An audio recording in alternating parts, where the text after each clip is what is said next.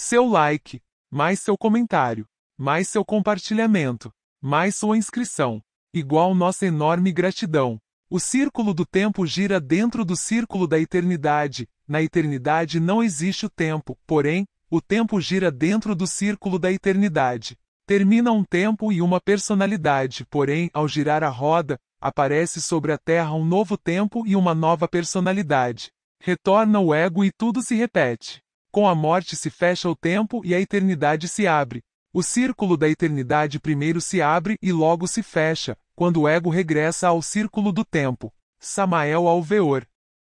A evolução mecânica da natureza. Quando chega a morte, algo deve continuar. Esse algo é o eu. Legião de demônios elementares, isso é memória. Memória é ao mesmo tempo mente condicionada. Asseguremos que o eu é um feixe de memórias. Vamos garantir que o me esteja na hora. Façamos com que o eu reencarne para satisfazer desejos insatisfeitos. Vamos garantir que o me, legião de demônios, nunca seja purificado ou aperfeiçoado. Precisamos morrer de momento a momento. Somente com a morte do eu entramos no nirvana. Somente com a morte do eu é que o Cristo nasce na morada divina da alma. O Cristo interno não evolui porque é perfeito.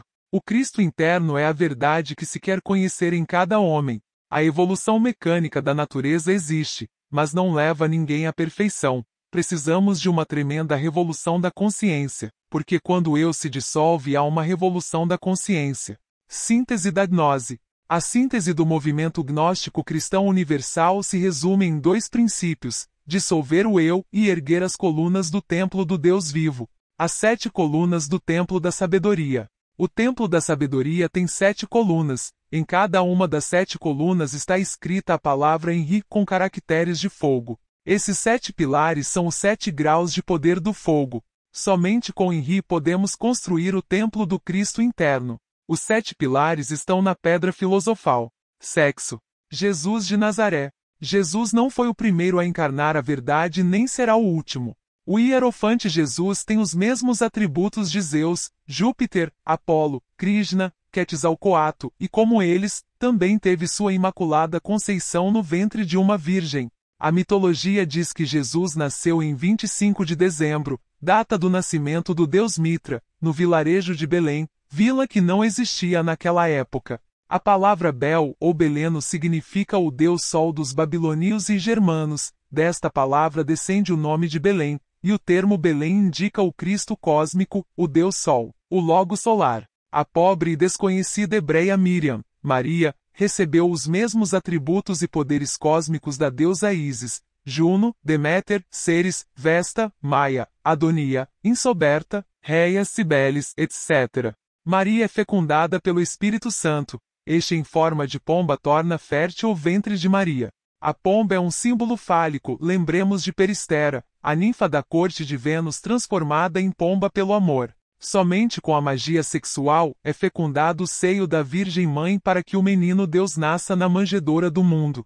Uma mulher apaixonada chamada Maria Madalena surge na vida de Jesus, Iesus, Zeus, Júpiter, Nazareno e rapidamente toma o lugar de Salambó, Matra, Ishtar, Astarte, Afrodite e Vênus. Toda a vida de Jesus. Jesus, Zeus e Júpiter, é semelhante à vida de Krishna na Índia, a dos outros cristificados do mundo. Portanto, o Evangelho de Jesus é semelhante ao de Krishna. No Cristo cósmico não há diferenças hierárquicas. No mundo da verdade somos todos um.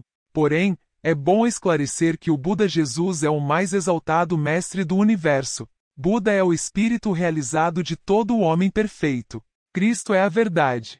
O nascimento de Jesus o Cristo com sua vida, paixão e morte e ressurreição deve ser vivido por todo aquele que é cristificado. O Concílio de Nicéia. No Concílio de Nicéia, realizado no ano 325, duas coisas foram reconhecidas. L. graus. Um homem que encarnou a verdade, 2 graus. Uma doutrina. O homem era o hierofante Jesus. A doutrina, o esoterismo gnóstico cristão primitivo. Jesus é o Cristo porque ele encarnou o Cristo.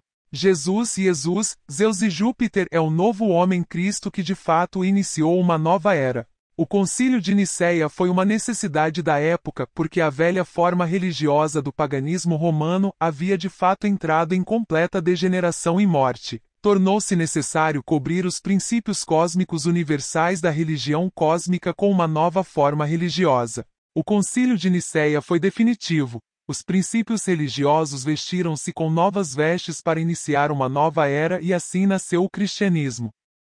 A forma cristã. Os semideuses titãs, deusas, silfos, ciclopes e mensageiros dos deuses foram renomeados com os nomes de anjos, arcanjos, serafins, poderes, virtudes, tronos, etc. O terrível Averno romano, símbolo dos infernos atômicos do homem e da natureza, foi rebatizado de inferno. Toda religião tem seu inferno. A morada dos deuses no Olimpo torna-se o céu cristão. Toda religião tem seu céu. Lembremo-nos do céu chinês, do céu dos alemães, escandinavos, japoneses, etc. Todo céu religioso representa os mundos superiores estudados pelo ocultismo. Assim, sob o disfarce do homem cristão novo, formou-se novamente a organização clerical com os mesmos atributos, cerimônias, mitras e liturgias do paganismo. A forma religiosa do paganismo degenerou e morreu, mas seus princípios continuaram no cristianismo. Nos últimos tempos do paganismo, o povo já ria dos mitrados, e os sacerdotes vagavam pelas ruas como vagabundos, ou viravam marionetes mendigos. Muitos se faziam passar por adivinhos e nas ruas eram apedrejados pela multidão. Esse é o fim de toda forma religiosa. Quando as multidões não mais respeitam uma forma religiosa, ela desaparece. O culto do fogo. O deus Christus, Cristo, vem de antigos cultos do deus do fogo. O P e X entrelaçados representam o P pira e o X cruz. Este é o hieróglifo para produzir fogo. Este culto ressurgiu no famoso Concílio de Nicéia. É necessário produzir o fogo, trabalhar com o fogo sagrado para conseguir a cristificação. O arcano AZF é a chave.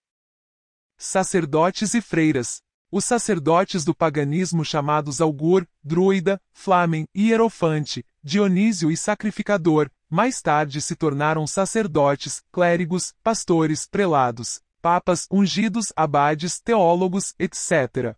As sacerdotisas dos antigos mistérios com as quais os iniciados praticavam a magia sexual, foram cristianizadas com os diversos nomes das ordens de monjas. A Sibila, Vestal, Druida, Papisa, Diaconisa, Maenad, Pitonisa, etc., tornou-se noviça, postulante, irmã, abadesa, conegora, prelada, superiora, reverenda, irmã ou freira. É uma pena que estes religiosos tenham esquecido ou perdido a chave da magia sexual. Se os sacerdotes do cristianismo não tivessem se afastado da gnose primitiva, as monjas teriam sido suas sacerdotisas. Com elas então teriam praticado o arcano AZF e assim o cristianismo teria sido muito diferente. Origem fálica. Todas as religiões têm origem sexual. A magia sexual era praticada em todas as religiões.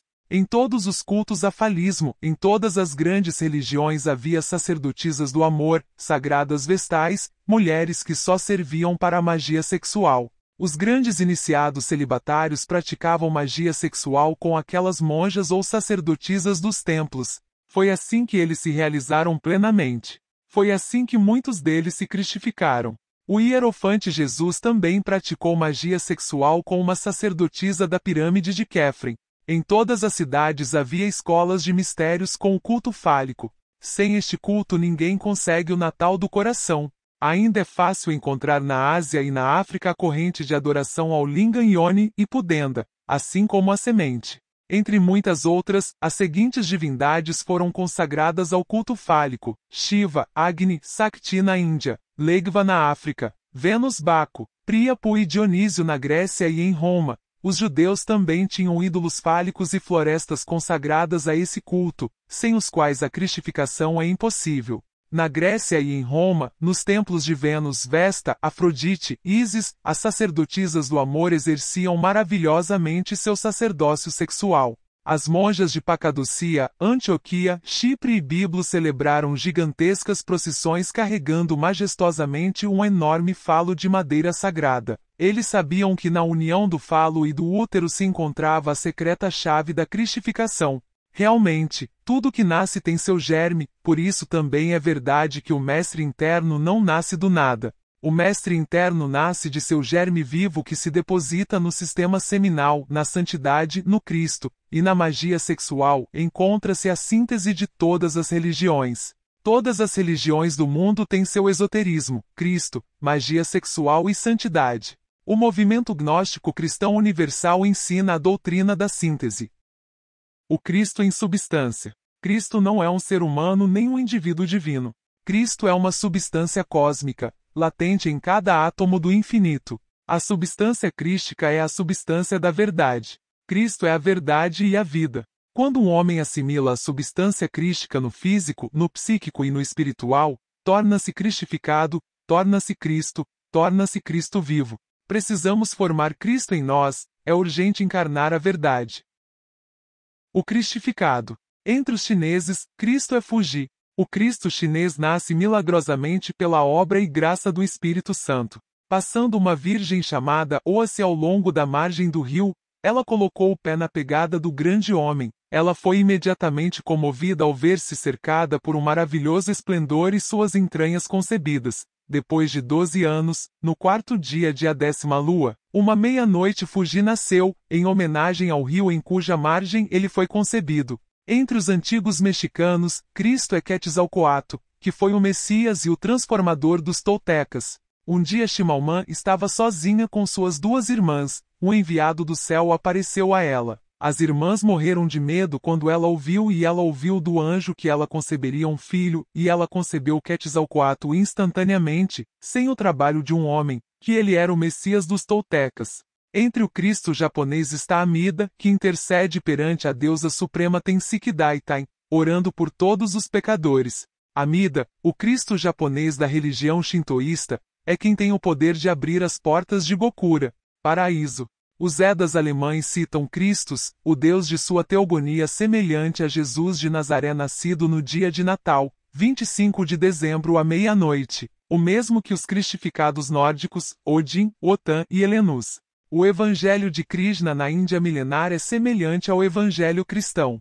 O nascimento de Krishna foi semelhante ao nascimento de Jesus. Devaki concebeu Krishna pela obra e graça do Espírito Santo. O menino Deus Krishna foi transportado para o estábulo dos pastores, o estábulo de Nanden, e os deuses e anjos vieram adorá-lo. Entre os gregos Cristo é Zeus e entre os romanos Júpiter Trovão. Os Cristos Júpiter, Zeus, Apolo, nascem de virgens imaculadas. No antigo Egito dos faraós, Cristo é Osíris, e todo aquele que o encarna é um osirificado. Hermes Trismegisto é o Cristo egípcio, ele encarnou Osíris. Cristo, todo homem que consegue assimilar-se à substância crística torna-se de fato um Cristo vivo. A Virgem Mãe dos Cristificados. A Virgem Mãe dos Cristificados é a Divina Mãe Kundalini, a Mãe Cósmica, Deus Mãe, o amor infinito universal coessencial com o espaço abstrato absoluto, Isis, Maria, REA, Tonantzin, etc. A manejo do mundo. O estábulo ou manjedoura onde nasce o menino Deus é a morada divina da alma, o templo eterno agora invadido pelos animais do desejo. É urgente saber que dentro do reino da alma existem infelizmente os elementais animais do desejo. Estes são nutridos com as substâncias inferiores do submundo animal do homem. Ali eles vivem e se multiplicam. Todos esses elementais animais constituem o que se chama ego, portanto, não é exagero dizer que o eu existe pluralizado. O eu é constituído por elementários animais, os animais do estábulo onde nasce o menino Deus para salvar o homem. Cada elementar animal representa um certo defeito. Quando aniquilamos um defeito, seu correspondente elementar morre. Precisamos morrer de momento a momento, precisamos dissolver o eu psicológico que sempre reencarna para satisfazer os desejos. A nova era de Aquariano. Muito se tem falado sobre a nova era que começou em 4 de fevereiro de 1962 entre 2 e 3 da tarde. Alguns assumem que a nova era já começou, mas essa suposição é falsa. A nova era só começará em 4 de fevereiro de 1962. Os 7 gênios regentes dos 7 planetas, Lua, Mercúrio, Sol, Marte, Júpiter e Saturno, reunir-se-ão em congresso cósmico no horário já mencionado aqui. Haverá nessa época um eclipse do Sol e da Lua, visível em alguns lugares do Velho Mundo. Este evento será como uma espécie de engarrafamento do trânsito celestial na constelação de Aquário. Assim, com tal evento, a nova era realmente começará. Os fatos cósmicos concretos são os que falam. O evento cósmico de 4 de fevereiro do ano de 1962 só se repete a cada 2160 anos nesta ou naquela constelação, cada vez que se inicia uma nova era. Portanto, o ano de 1962 é o primeiro de Aquário. Todos os irmãos do movimento gnóstico devem datar suas cartas de acordo com a nova era. O evento cósmico do ano de 1962 produzirá muitas catástrofes em diferentes partes do mundo. Era de Peixes. A Era de Peixes, terminando em 4 de fevereiro de 1962, foi a era do cristianismo dogmático em luta contra o materialismo ateu. Se observarmos o signo de Peixes, veremos dois peixes, a dualidade, a luta entre ideologias opostas, espiritismo e materialismo em batalha total. A Igreja e o Estado em guerra, ciência e religião em conflito. O peixe que vive debaixo d'água é levado pelas correntes, é instintivo e brutal, como o povo da Era de Peixes. O homem desta era não sabe manejar ou transmutar as águas da vida, ou seja, o licor seminal. Era de Aquário. A Era de Aquário, que começa em 4 de fevereiro de 1962, é a Era da Síntese. No signo de Peixes, o ser humano não sabe manejar o licor seminal, as águas da vida. No signo de Aquário, o homem aparece com 2 jarras de água, combinando sabiamente as águas à vontade e com sabedoria. Na nova Era de Aquário, o ser humano permanecerá com a síntese de todas as religiões. Esta síntese é a magia sexual e o Cristo em substância. Na Era de Aquário, o homem saberá transmutar o licor seminal. Na Era de Aquário, o homem fará maravilhas no campo da endocrinologia, física atômica, química, astronomia, astrologia, medicina, aviação, etc, etc. A doutrina da síntese. O movimento gnóstico ensina a doutrina da síntese. Esta doutrina está substancialmente contida em todas as religiões do mundo. A magia sexual é praticada no budismo Zen. A magia sexual é praticada entre os sufis. A magia sexual é praticada no cristianismo secreto. A magia sexual foi praticada nas escolas de mistérios do México, Alto Peru, Egito, Grécia, Pérsia, Índia, etc. A dissolução do eu é estudada e ensinada no budismo Zen, no cristianismo e, em geral, em todas as grandes religiões. Este é o caminho da santidade. Os budistas de Zen dizem que a dissolução do eu é o nirvana. Os místicos cristãos aspiram a morrer no Senhor. Todas as religiões querem que a santidade morra no Senhor, ou seja, que dissolva o eu. A doutrina da nova Era de Aquário é a doutrina da síntese. A doutrina que o movimento gnóstico ensina é a doutrina da síntese. Não somos contra nenhuma religião, escola ou sistema de educação espiritual. Ensinamos a síntese de todas as religiões e sistemas de autorrealização íntima. Isso é tudo. A síntese não resulta de misturas. A síntese existe de fato, sem misturas artificiais. A síntese é o matrimônio perfeito e a dissolução do eu. Deus brilha sobre o casal perfeito. Onde quer que um casal se encontre praticando magia sexual e trabalhando na dissolução do eu, aí está a síntese. Lembremos que a religião tem origem sexual. Lembremos-nos de que o homem existe através do sexo e que a origem de toda a vida é sexual. Profecias para o futuro. O Cristo em substância, o matrimônio perfeito e a santidade constituem de fato a síntese perfeita de todas as religiões do mundo. Quando todas as religiões do mundo tiverem desaparecido, continuará a existir o amor, o Cristo cósmico e a santidade, a síntese indestrutível e eterna de toda a eternidade. Na Era de Aquário, o cristianismo do tipo dogmático não será mais ensinado, todas as formas dogmáticas desaparecerão em Aquário. Na nova Era, o Cristo será entendido como substância. Na Era de Aquário, tudo será atômico e explosivo. Então as pessoas estarão mais aptas a estudar a doutrina da síntese. A ciência será religiosa e a religião será científica. Na Era de Aquário, as discussões sobre as questões do espírito e da matéria desaparecerão e as pessoas entenderão que tanto o espírito quanto a matéria são modificações da energia universal. Na era de Aquário serão inventados aparelhos para ver os egos desencarnados. Na era de Aquário haverá uma colisão de mundos. Nossa Terra colidirá com outro planeta. Este evento porá fim à existência de nossa atual raça ariana. A Terra inteira passará então por uma transformação total e definitiva. Os selecionados, os escolhidos, eles serão salvos secretamente e servirão de sementeiras para a sexta raça. Essa colisão de mundos não é nova, a Terra já teve uma colisão semelhante em tempos arcaicos, então nossa Terra, que estava mais próxima do Sol, foi lançada com a colisão na distância que ocupa atualmente. A era que vai se iniciar é regida por Aquário, e este signo rege a atmosfera terrestre. Aquário é a casa de Urano, já sabemos que Urano é atômico e explosivo, então o que vai acontecer vem pela atmosfera e é explosivo. A Terra e todos os seus elementos queimarão intensamente com fogo. A velha Terra foi destruída com a água, e a Terra atual será destruída pelo fogo.